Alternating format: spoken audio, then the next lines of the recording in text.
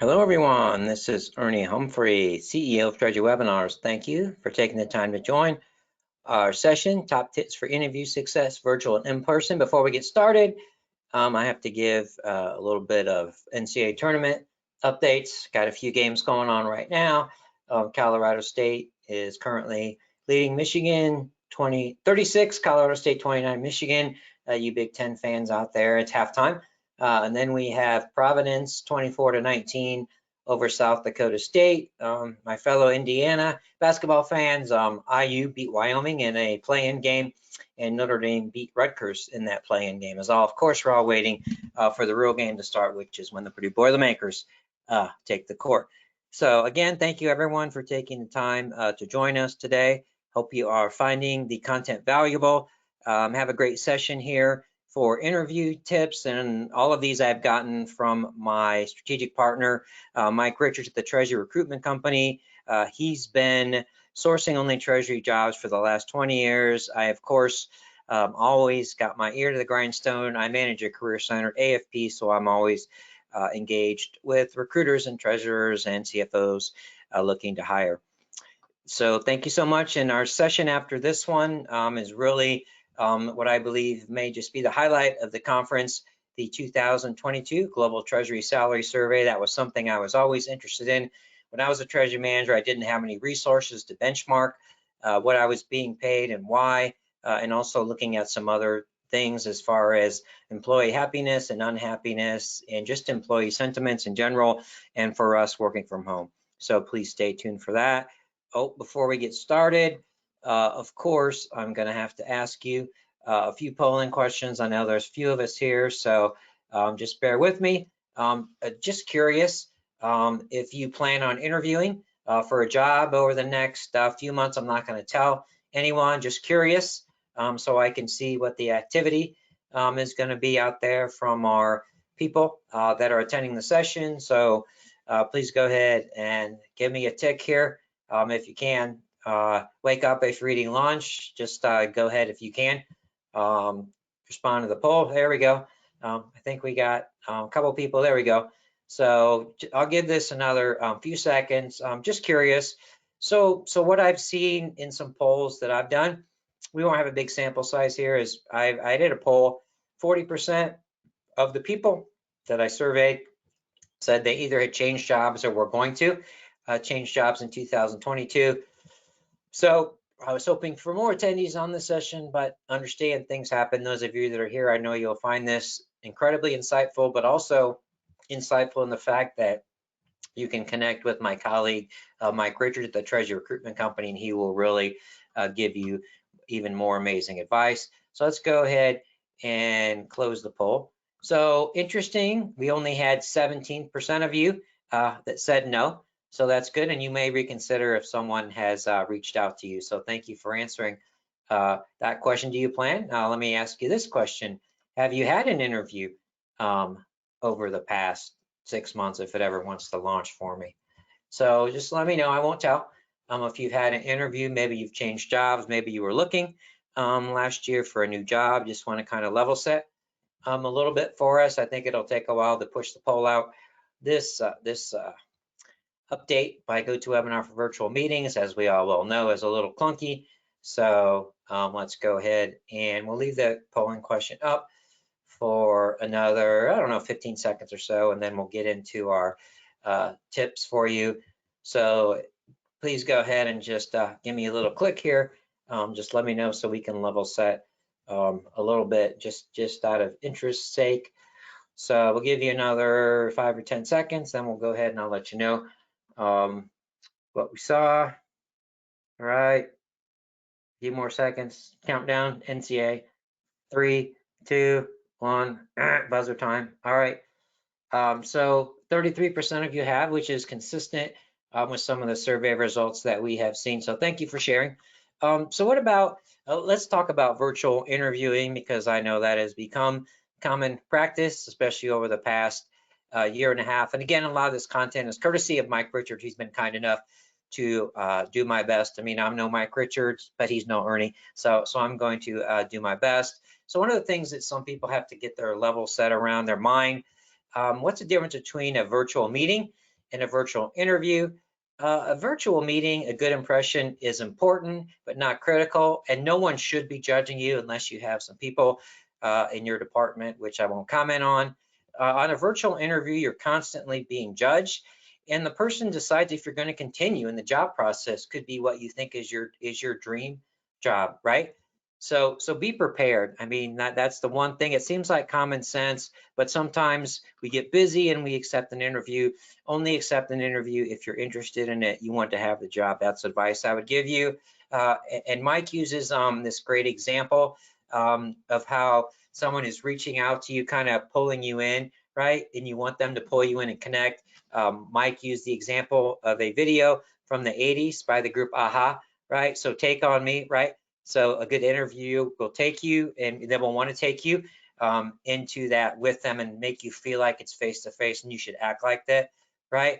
Again, it's important to determine if the job, the company, and the work environment are right for you. So it's more important on both sides. You have to be confident, but it works both ways, especially with the Great Resignation. You have a little bit more power than you probably have in the past few years. And so just think of that. Just think of how you're being engaging. Me, I was terrible. I watched on videos. I got my hands all over the place. That's why I turned off my video camera. I need to work on my gesture. So you need to look at that too. So we're going to look at specifics, and this is important. It really helps you be prepared before the interview. What are some things you should do? What about during the interview? And then what about after the interview? So that's great for some checklists, and I'll share some links with you. Mike and his team at the Treasury Recruitment Company have a whole suite, probably have about 10 videos that are 10 minutes long that are great, and they're also entertaining. And so for virtual and in person, the preparation, it seems like common sense. The more you put in, the more you're going to get out. There are not only more candidates, but I talked to Mike about this yesterday. There's also more qualified candidates. So even though there's this Great Resignation, it doesn't mean it's going to be easy for you to get a job. So you need to understand the company, understand your future job. And the good news about LinkedIn and even maybe Facebook, you can understand your future boss, your future teammates, your direct reports you might have, your potential interviewers, but you also need to be able to communicate your value to each potential interviewer, and that may be a little bit of you might put a different twist on your professional value proposition depending on whether you're interviewing with someone within your department. Let's say you're looking for a treasury job, you probably interview with someone from finance, maybe someone from accounting, you might interview with the HR person. So you need to kind of twist your value proposition and emphasize certain things. So we're going to go over an example with you that I've used before. I think this might be the specific job, but Mike and I had done a presentation on virtual interview preparation. I'm happy to say the person that attended the webinar communicated that they used our advice and they actually got the job. So I guess it's probably due to Mike though. So if you do a search on LinkedIn, I think there's still several thousand just for treasury manager, which is what I was for a long time. So I focused on that. So we looked at, this is a current job opening. It was, so just don't pay attention to that. It's just an example. So treasury manager, you look at it. All right, what stands out here, right? If you can read it, look at those responsibilities. Holy moly, right?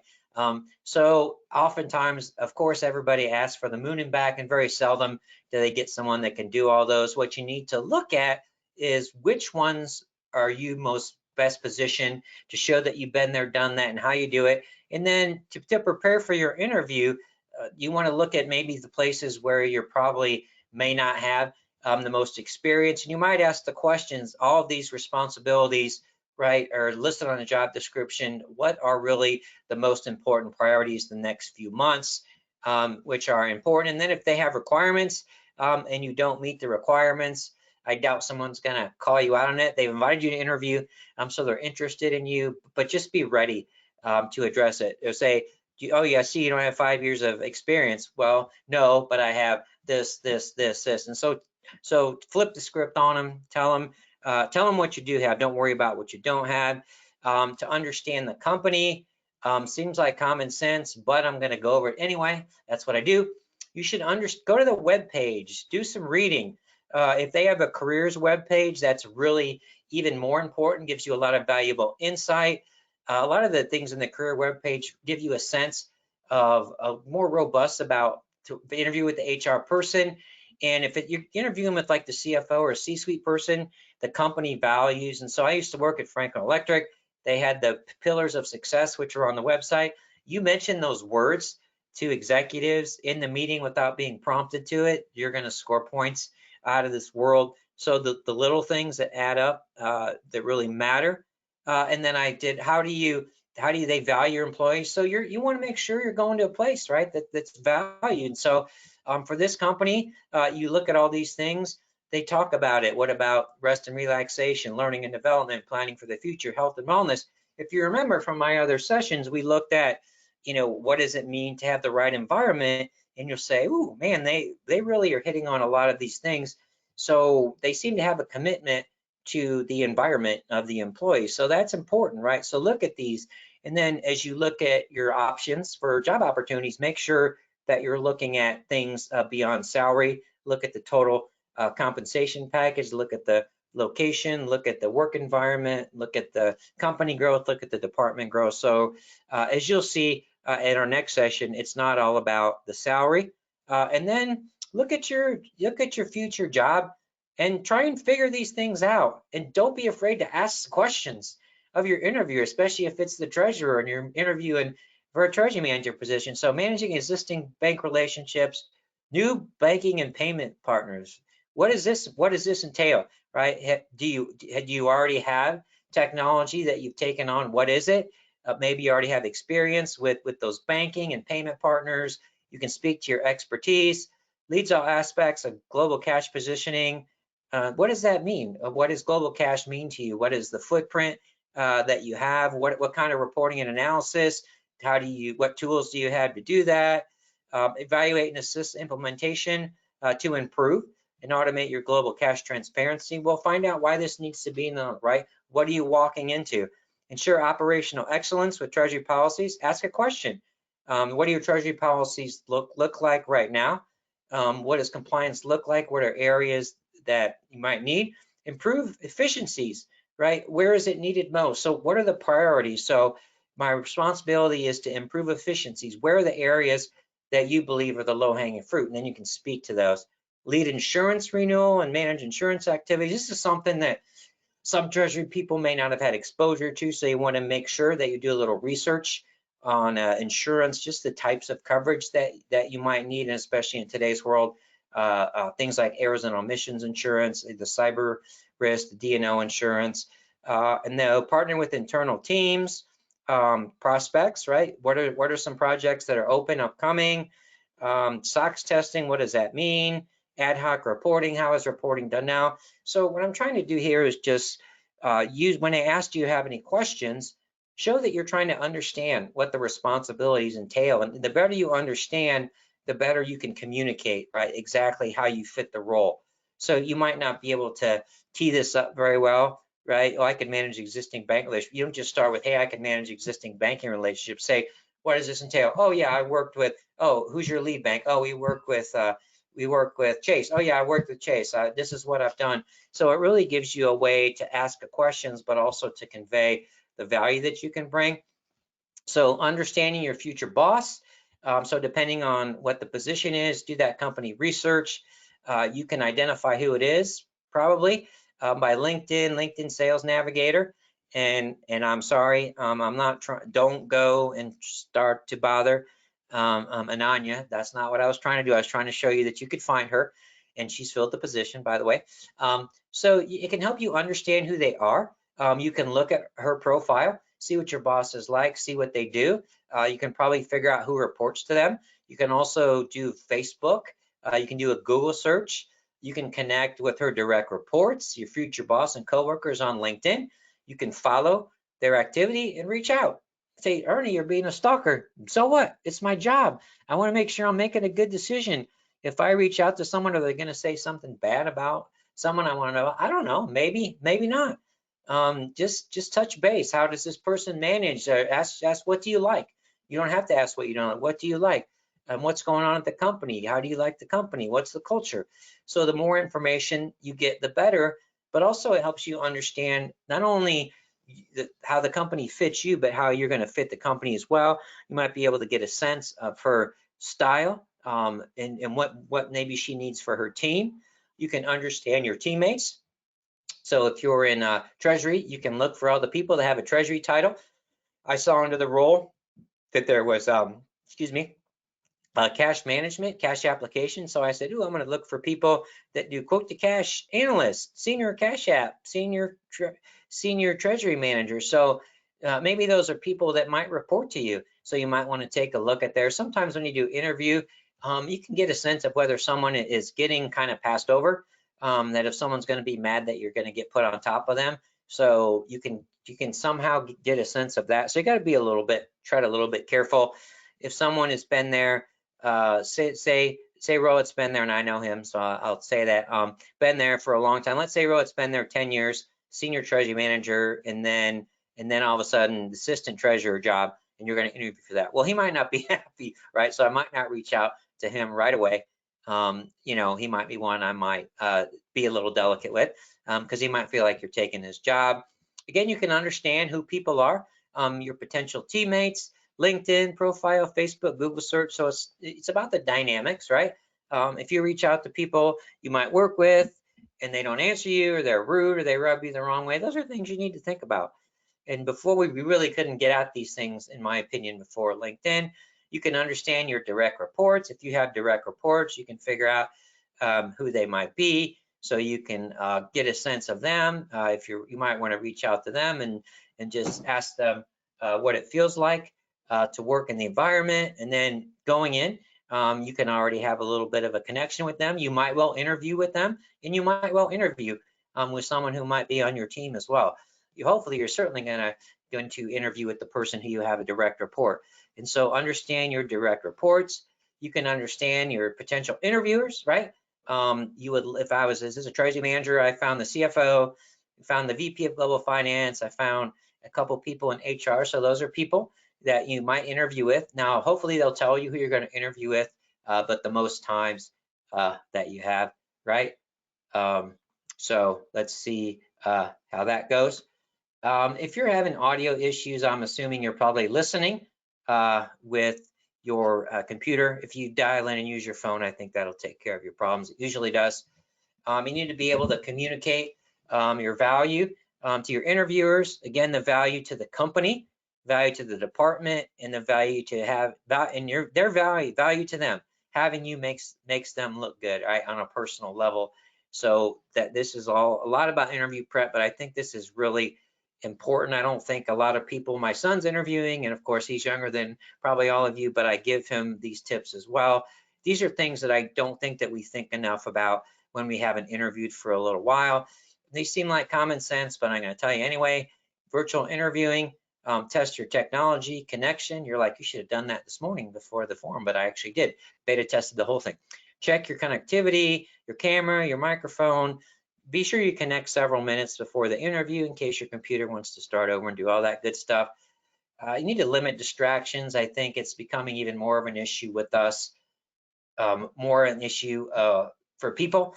Now that they've worked from home, they may be used to multitasking, having maybe a TV on or something like that, and just find a room that has lighting.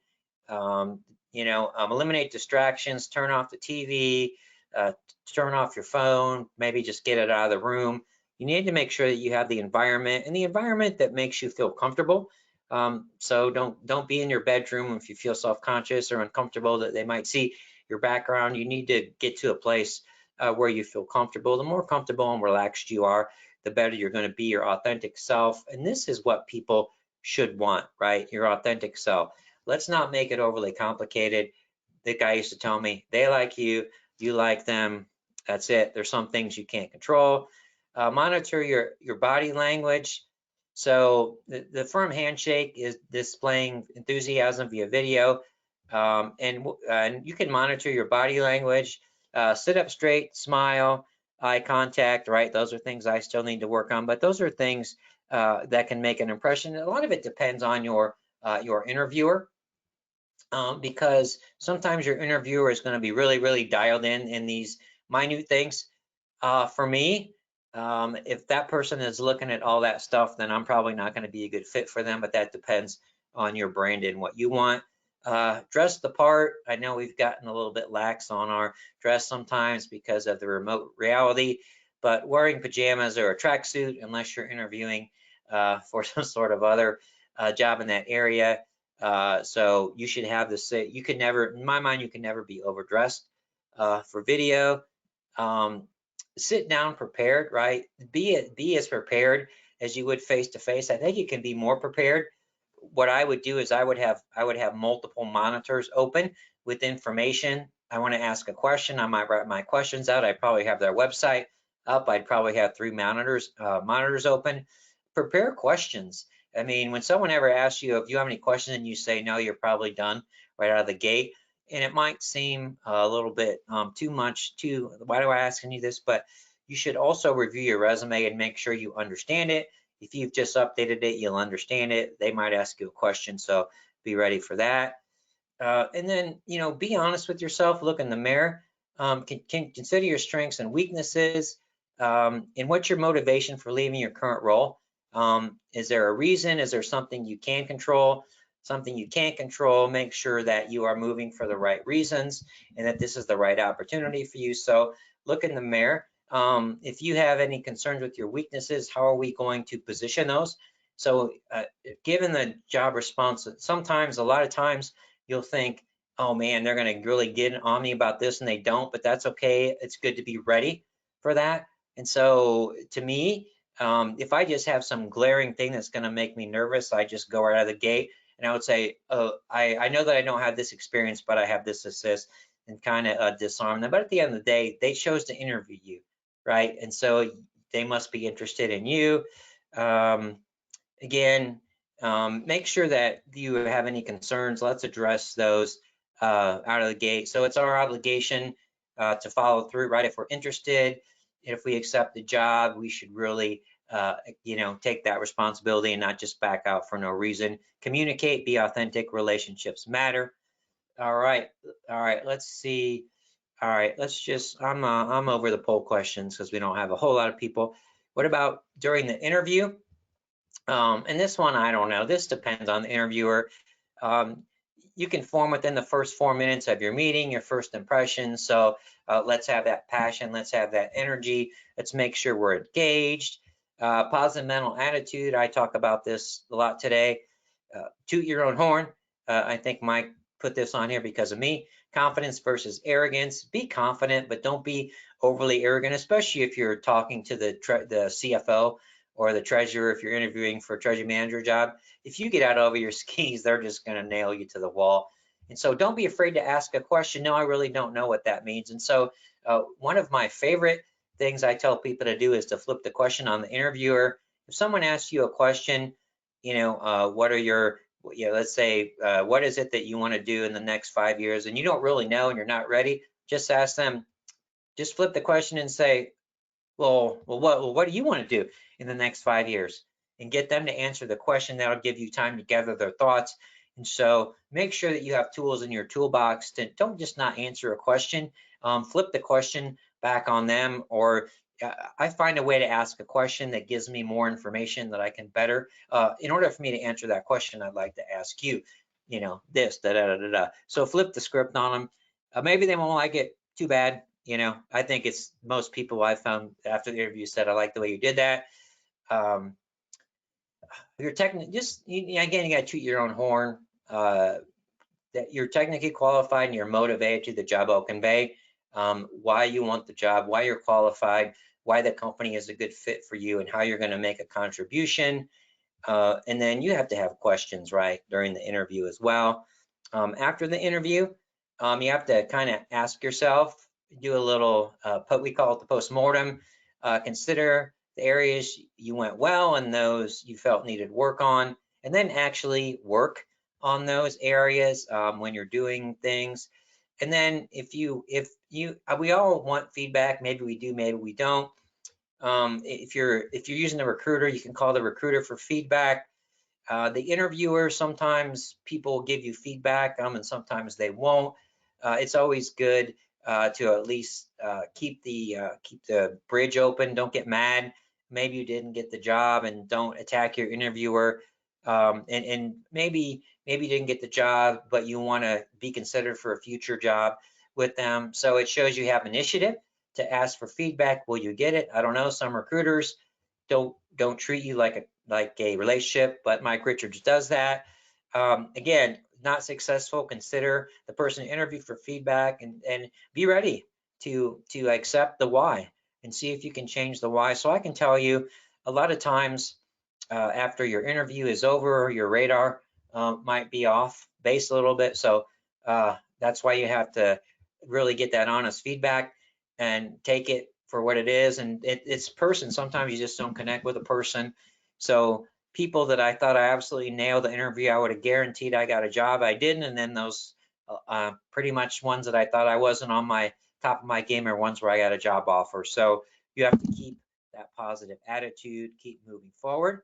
And then for some further advice and videos, Mike has this incredible area about videos. So Mike really breaks down his tips for interviewing into all these things, and has some funny parts of them. Dress to kill, mental attitude, don't be overconfident, know your resume, answer the question. So this is where I would advise you to go and get that advice. So I hope you are enjoying your time here. I want to give you a little bit of time.